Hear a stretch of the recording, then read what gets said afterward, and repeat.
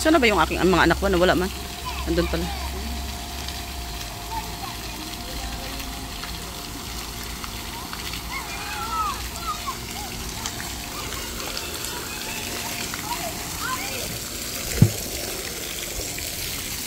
Hindi mo ito daddy.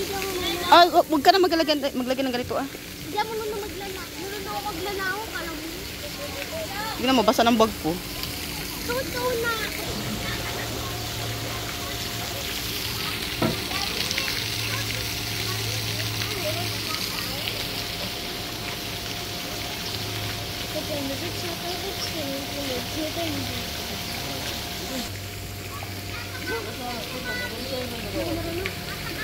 Paano ba naman? Help na yan. Subscribe lang. Did you say?